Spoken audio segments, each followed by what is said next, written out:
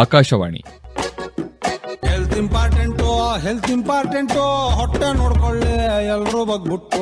ಸಾರ್ವಜನಿಕರಿಗೆ ಆರೋಗ್ಯ ಅರಿಕೆ ಅರಿವು ಮೂಡಿಸುವ ವಿಶೇಷ ಕಾರ್ಯಕ್ರಮ ಸರಣಿ ಎಲ್ಲರಿಗೂ ಆರೋಗ್ಯ. ಆರೋಗ್ಯ ಸಲಹೆ ಒಳಗೊಂಡ ಕಾರ್ಯಕ್ರಮ. ಈ ಕಾರ್ಯಕ್ರಮ ಸರಣಿಯ ಸಹಯೋಗ ಹಾಗೂ ಪ್ರಾಯೋಜಕರು IMA ಶಿವಮೊಗ್ಗ ಶಾಖೆ. ಆರೋಗ್ಯವೇ ಭಾಗ್ಯ ಅಂತ ಕಾಯಿಲೆ ಕಸಾಲೆ ಮೂಲ ಯಾವಂದು ಹೇಳೋಕೆ ಆಗೋದಿಲ್ಲ. ಇಂದಿನ ಕಾರ್ಯಕ್ರಮದಲ್ಲಿ ಋತುಬಂಧ ಈ ಕುರಿತು ಶಿವಮೊಗ್ಗದ ಪ್ರಸೂತಿ ಹಾಗೂ ಸ್ತ್ರೀ ರೋಗ ತಜ್ಞರಾದ ಡಾಕ್ಟರ್ ರಕ್ಷಾರಾವ್ ಅವರಿಂದ ಮಾಹಿತಿ. ಕೇಳುಗರಿಗೆ ನಮಸ್ಕಾರ. ನಾನು ಡಾಕ್ಟರ್ ರಕ್ಷಾರಾವ್, ಪ್ರಸೂತಿ ಹಾಗೂ ಸ್ತ್ರೀರೋಗ ತಜ್ಞೆಯಾಗಿ ಶಿವಮೊಗ್ಗದ ಉಷಾ ಮಲ್ಟಿ ಸ್ಪೆಷಾಲಿಟಿ ಆಸ್ಪತ್ರೆಯಲ್ಲಿ ಕಾರ್ಯನಿರ್ವಹಿಸ್ತಾ ಇದ್ದೀನಿ. ಇವತ್ತು ನಾನು ಮಾತಾಡ್ತಿರುವಂತಹ ವಿಷಯ ಋತುಬಂಧ. ಋತುಬಂಧ ಅಂತ ಹೇಳಿದ್ರೆ ಮಹಿಳೆಯಲ್ಲಿ ಏನು ನೈಸರ್ಗಿಕವಾಗಿ ಪ್ರತಿ ಮಾಸಿಕ ಒಂದು ಪೀರಿಯಡ್ಸ್ ಅನ್ನೋದು ಆಗ್ತಾ ಇರುತ್ತೆ, ಅದು ಒಂದು ನಿಲ್ಲುವ ಹಂತ ಅಂತ ಹೇಳ್ಬೋದು. ನನ್ನ ಹತ್ರ ಒಬ್ಳು ಮಹಿಳೆ ಒಂದು 50 ವರ್ಷ ಹತ್ರ ಇರೋಳು ಬಂದಿದ್ಲು. ತಿಂಗಳು ರಜಾ ಆಗ್ತಾ ಇದ್ದಿದ್ದು ಈಗ ಸುಮಾರು 2 ವರ್ಷದಿಂದ ಡಿಲೇಟ್ ಪೀರಿಯಡ್ಸ್ ಆಗ್ತಾ ಇದೆ. ಅಂದ್ರೆ 2-3 ತಿಂಗಳಿಗೆ ಒಂದ್ಸಲ ಆಗ್ತಾ ಇದ್ದಿದ್ದು 6 ಮಂತ್ಸಿಗೆ ಒಂದ್ಸಲ ಆಗಿ ಈಗ ಸುಮಾರು 1 ವರ್ಷ ಹತ್ರ ಆಗ್ತಾ ಬಂತು ಲಾಸ್ಟ್ ಪೀರಿಯಡ್ಸ್ ಆಗಿ ಅಂತ ಹೇಳ್ಬಿಟ್ಟು. ಅವಳಿಗೆ ಫಿಸಿಕಲಿ ಏನು ಸಿಂಪ್ಟಮ್ಸ್ ಇರ್ಲಿಲ್ಲ, ಜಸ್ಟ್ ಏನೋ ಒಂಥರ ಮುಂಚಿನಷ್ಟು ಇಂಟ್ರೆಸ್ಟ್ ಇಲ್ಲ ಅಂತ ಹೇಳ್ತಿದ್ಲು. ಮುಂಚೆ ಎಷ್ಟು ಏನಾದ್ರು ಮನೆಗೆ ಗೆಸ್ಟ್ ಬರ್ತಾರೆ ಅಂತ ಹೇಳಿದ್ರೆ ತುಂಬಾ ಹುರುಪಿನಿಂದ ಕೆಲಸ ಮಾಡ್ತಾ ಇದ್ದವಳು ಈಗ ಯಾಕಾರು ಬರ್ತಾರೆ ಅನ್ನೋ ಒಂದು ಯೋಚನೆ ಮನ್ಸಲ್ಲಿ ಬರ್ತಿದೆ.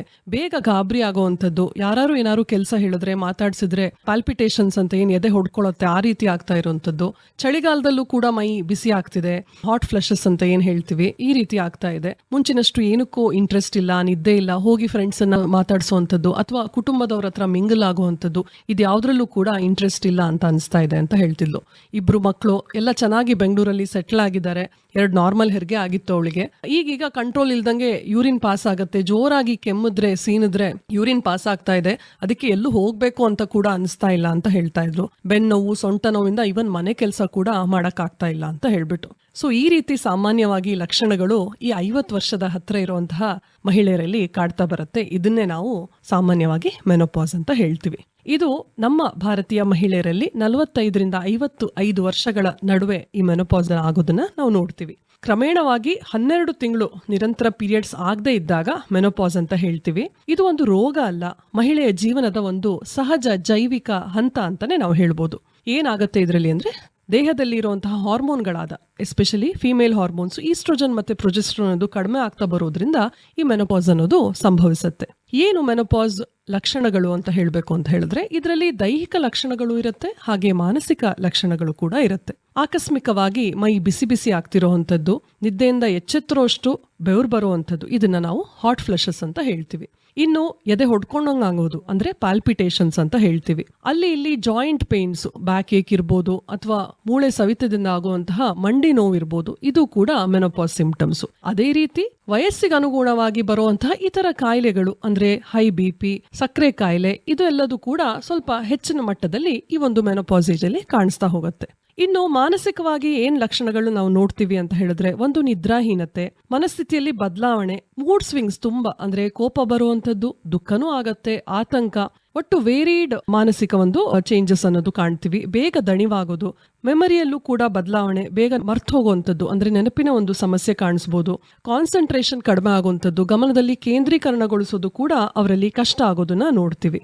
ಅದಲ್ಲದೆ ಒಂದು ಬಾಡಿ ಇಮೇಜ್ ಇಶ್ಯೂಸ್, ಸಡನ್ ಆಗಿ ತೂಕ ಜಾಸ್ತಿ ಆಗ್ತಿರುವಂಥದ್ದು, ಬೇಗ ತೂಕ ಕಡಿಮೆ ಮಾಡ್ಕೊಳಕ್ ಆಗ್ತಿಲ್ಲ, ಏನೇ ಮಾಡ್ತಿದ್ರು ಕೂಡ ಅದರಲ್ಲಿ ಎಫೆಕ್ಟ್ ಆಗ್ತಿಲ್ಲ ಅಂತ ಹೇಳುವಂತ ಒಂದು ಫೀಲಿಂಗ್. ಇನ್ನು 1-2 ನಾರ್ಮಲ್ ಡೆಲಿವರಿ ಆಗಿರುವಂತಹ ಮಹಿಳೆಯರಲ್ಲಿ ಏನಾಗುತ್ತೆ ಅಂತ ಹೇಳಿದ್ರೆ ಈ ವೆಜೈನಲ್ ಲ್ಯಾಕ್ಸಿಟಿಯಿಂದ ಆಗುವಂತಹ ಕೆಲವೊಂದು ಸಮಸ್ಯೆಗಳನ್ನ ನೋಡ್ತೀವಿ. ಇದನ್ನ ನಾವು ಜೆನೈಟೋ ಯೂರಿನರಿ ಸಿಂಡ್ರೋಮ್ ಆಫ್ ಮೆನೋಪಾಸ್ ಅಂತ ಕೂಡ ಹೇಳ್ತೀವಿ. ಇದರಲ್ಲಿ ಕಂಟ್ರೋಲ್ ಇಲ್ದಂಗೆ ಯೂರಿನ್ ಪಾಸ್ ಆಗುವಂಥದ್ದು, ಅಂದ್ರೆ ರೆಸ್ಟ್ ರೂಮಿಗೆ ಹೋಗೋಷ್ಟರಲ್ಲಿ 1-4-5 ಡ್ರಾಪ್ ಯೂರಿನ್ ಲೀಕ್ ಆಗುವಂಥದ್ದು, ಇದನ್ನ ಅರ್ಜ್ ಇನ್ಕಾಂಟಿನೆನ್ಸ್ ಅಂತ ಹೇಳ್ತೀವಿ. ಇಲ್ಲ ಜೋರಾಗಿ ಕೆಮ್ದಾಗ ನಕ್ದಾಗ ಯೂರಿನ್ ಪಾಸ್ ಆಗುವಂಥದ್ದು, ಇದನ್ನ ನಾವು ಸ್ಟ್ರೆಸ್ ಯೂರಿನರಿ ಇನ್ಕಾಂಟಿನೆನ್ಸ್ ಅಂತ ಹೇಳ್ತೀವಿ. ಇನ್ನು ವೆಜೈನಲ್ ಲ್ಯಾಕ್ಸಿಟಿ ಅಂತ ಮುಂಚಿನಷ್ಟು ಲೈಂಗಿಕ ಆಸಕ್ತಿ ಅನ್ನೋದು ಇಲ್ಲದೆ ಇರುವಂತದ್ದು, ಕಡಿಮೆ ಆಗುವಂತದ್ದು, ಹಾಗೆ ಕೂಡ ಪಾರ್ಟ್ನರ್ಗೂ ಕೂಡ ಸ್ಯಾಟಿಸ್ಫ್ಯಾಕ್ಷನ್ ಕೊಡಕ್ ಆಗದೆ ಇರೋ ಹಾಗೆ ಅವರಿಗೆ ಅನಿಸ್ತಿರುವಂತದ್ದು. ಸೊ ಇದು ವೆಜೈನಲ್ ಲ್ಯಾಕ್ಸಿಟಿ ಸಿಂಪ್ಟಮ್ಸ್. ಇದು ವೆಜೈನಲ್ ಡ್ರೈನೆಸ್ ಇಂದನೂ ಆಗುತ್ತೆ, ಹಾಗೆ ಅಲ್ಲಿನ ಒಂದು ಕೊಲಾಜನ್ ಕಡಿಮೆ ಆಗೋದ್ರಿಂದನೂ ಕೂಡ ಆಗುತ್ತೆ. ಸೊ ಡ್ರೈನೆಸ್ ಇಂದ repeated urine infection, vaginal discharge, ಈ ರೀತಿ ಕೂಡ ಸಿಂಪ್ಟಮ್ಸ್ ಅನ್ನ ನಾವು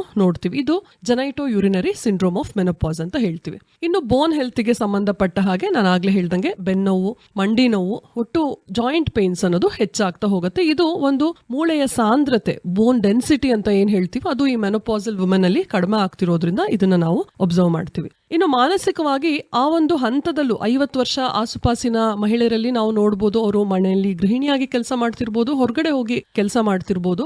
ಮನೆಯ ಒಂದು ಕುಟುಂಬದಲ್ಲಿ ಆ ಒಂದು ಸಪೋರ್ಟ್ ಇಲ್ದಂಗ ಆಗ್ಬಿಟ್ಟು, ಅಂದ್ರೆ ಮಕ್ಕಳೆಲ್ಲ ಬೇರೆ ಕಡೆ ಹೋಗಿ ಸೆಟಲ್ ಆಗಿರ್ತಾರೆ, ಅವರೊಟ್ಟಿಗೆ ಇಲ್ಲದೆ ಇರ್ಬೋದು.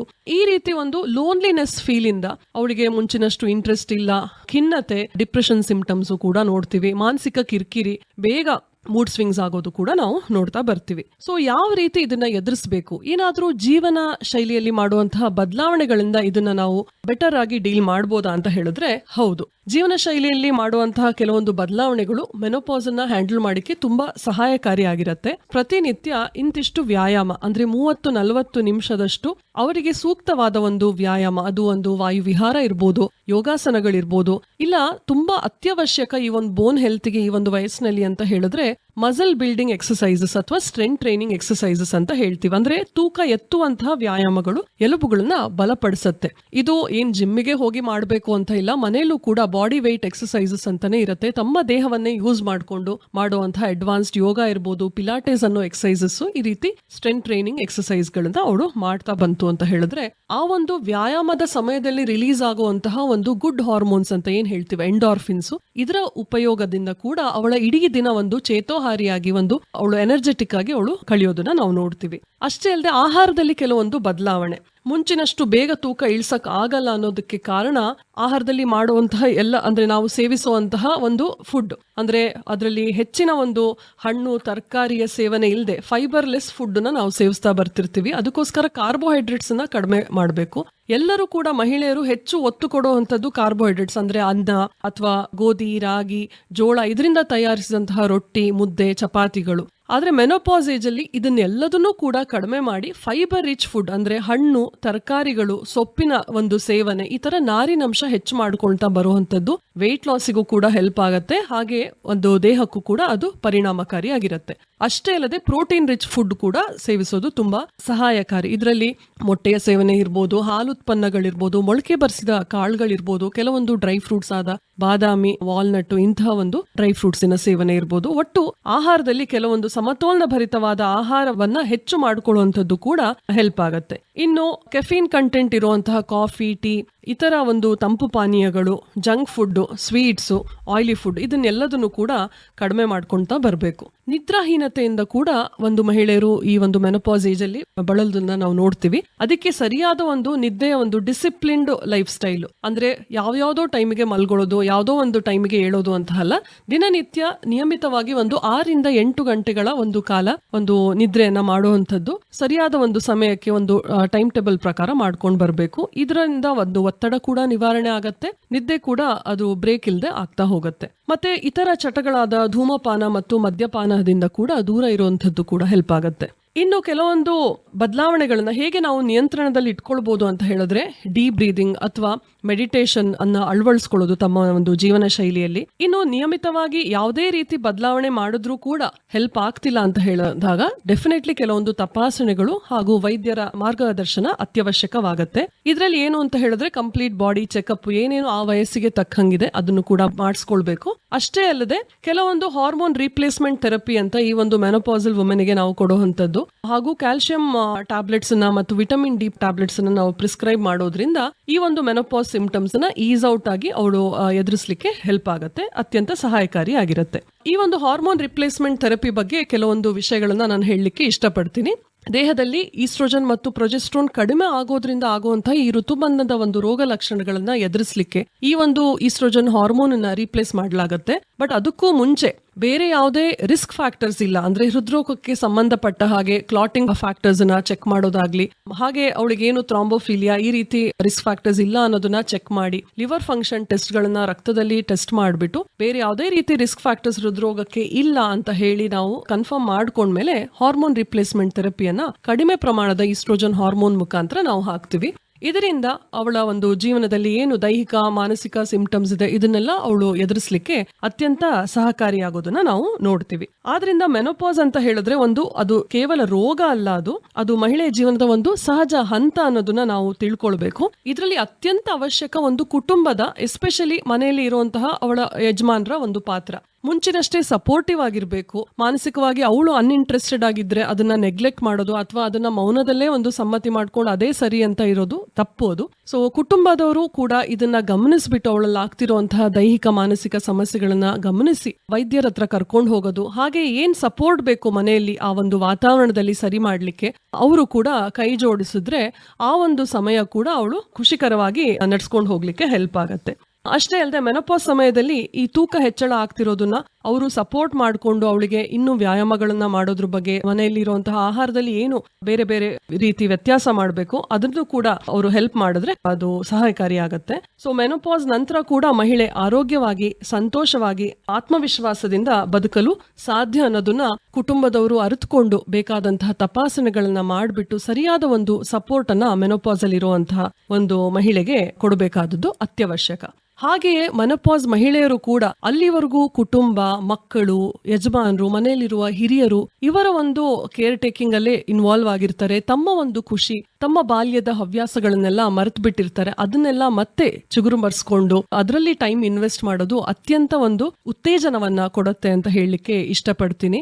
ಈ ಒಂದು ಹವ್ಯಾಸಗಳಲ್ಲಿ ಅವಳು ತನ್ನನ್ನ ತಾನು ತೊಡಗಿಸ್ಕೊಂಡ್ರೆ ಅವಳ ಒಂದು ಸಮಯವನ್ನು ಕಳೀಲಿಕ್ಕೂ ಕೂಡ ಹೆಲ್ಪ್ ಆಗತ್ತೆ. ಅದೇ ರೀತಿ ಮನಸ್ಸಿಗೂ ಕೂಡ ನೆಮ್ಮದಿಯನ್ನ ಕೊಟ್ಟು ಇತರರೊಂದಿಗೆ ಬೆರೆಯಲಿಕ್ಕೂ ಕೂಡ ಒಂದು ಅವಕಾಶವನ್ನ ಅವಳಿಗೆ ಕಲ್ಪಿಸಿ ಆ ಒಂದು ಮಾನಸಿಕ ದುಗುಡ, ಒಬ್ಬಂಟಿತನ, ಲೋನ್ಲಿನೆಸ್ ಇಂದ ಅವಳನ್ನ ಹೊರತರ್ಲಿಕ್ಕೂ ಕೂಡ ಈ ಒಂದು ಎನ್ವೈರನ್ಮೆಂಟ್ ಹೆಲ್ಪ್ ಆಗ್ಬೋದು. ಸೊ ಸಂಗೀತ ಇರ್ಬೋದು ಅಥವಾ ಆರ್ಟ್ ಇರ್ಬೋದು, ಡ್ರಾಯಿಂಗ್ ಇರ್ಬೋದು. ಸೊ ಈ ರೀತಿ ಬೇರೆ ಬೇರೆ ರೀತಿಯಾದಂತಹ ಒಂದು ಹವ್ಯಾಸಗಳಲ್ಲಿ ತನ್ನನ್ನ ತಾನು ಅವಳು ತೊಡಗಿಸ್ಕೊಳ್ಳುವಂತಹ ಪ್ರಯತ್ನವನ್ನ ಮಾಡೋದು ತುಂಬಾ ಅವಶ್ಯಕ.